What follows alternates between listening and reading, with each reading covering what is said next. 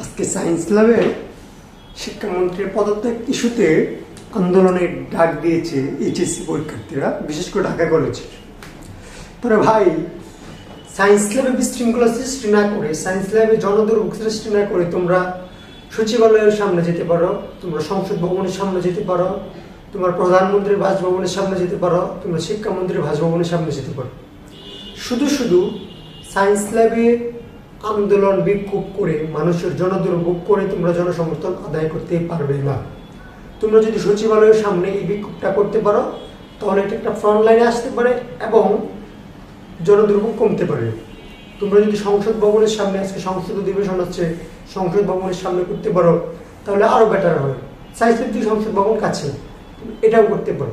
কিন্তু science lab হচ্ছে বিশেষ করে মিরপুর, ধানমন্ডি, আজিমপুর, শাহবাগ, ফ্রামগেট, এই অঞ্চলটা একটা কেন্দ্রস্থল বলা চলে। তোমরা যদি এই অঞ্চল, এই এরিয়াটা যদি ব্লক করে দাও, তাহলে ঢাকার মানুষ জনদুর্ভোগে পড়বে এবং তোমাদেরকে জনসমর্থন দিবে না।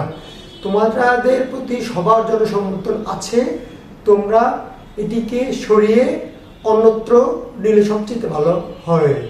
কিন্তু জনদুর্ভোগ সৃষ্টি করে জনসমর্থন আদায় করা যায় না। ধন্যবাদ সবাই।